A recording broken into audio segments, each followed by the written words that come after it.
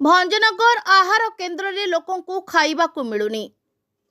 भंजनगर आहार केन्द्र रे लोकंकु खाइबाकु मिलुनी। एही आहार केन्द्र रे 500 जन खाइबार व्यवस्था रही, किंतु रविवार छाड़िले सबुदिन एठारे 500 रु अधिक लोक खाइबाकु आसीथांती, जहाद्वारा लोक माने न खाई फेरी थांती। कहबाकू भंजनगर एक उपखंड होइतिबारु एठाकु प्रतिदिन विभिन्न कामरे शह शह लोक आसंती। बैंक, कोर्ट, मेडिकल, विभिन्न ऑफिस कामरे भंजनगर ब्लॉक व्यतीत बेलगुंठा, जगन्नाथ प्रसाद, सोरडा एपरी बुगुड़ारू गरीब लोक माने आसीथांती एवं एही आहार केन्द्र उपरे निर्भर करथांती। एपरिकी महाविद्यालयर छात्र छात्री माने मध्य एठारे मध्याह्न भोजन खाइथांती, किंतु 500 रु अधिक लोकंको खाइबार व्यवस्था नथिबारु अनेक लोक खाइबार सुजोग पाई पारंती नाही। पाखरे उपखंड डाक्तरखाना एवं कोर्ट रहितबारु अनेक गरीब लोक एठाकु आसीथांती। मैनेजर कहवा अनुसार कोविड पूर्व एठारे 750 जन लोक खाइबार व्यवस्था थिला, किंतु तापर ठारू 500 लोकंको खाइबार व्यवस्था रही, जद्वारा रविवार दिन व्यतीत समस्त दिन में अनेक लोक फेरीचांती।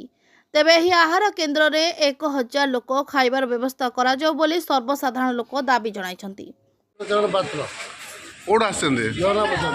कौन है आज समस्या कौन है? जल्दी तो आम 40 लोक टिकट नहीं कोर्ट कमर आसते केतन सब आसते आसले टिकट सरी जाइए कहले 12 टिकट सरलानी कोर्ट जी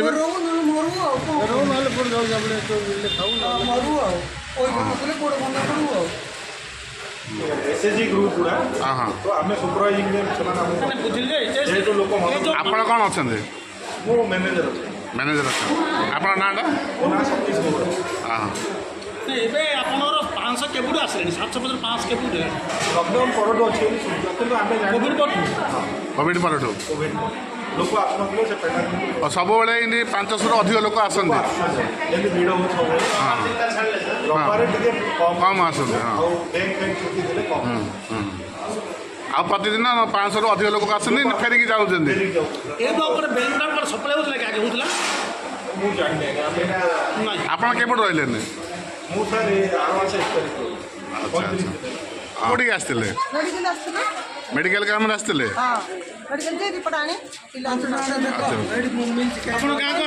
गां को मो पिला के मुंडी कर न खाइले कि खाइले तुम गां को हम हम राय बली पुलर राय बली कौन ना तुमरो महादेव बेहरा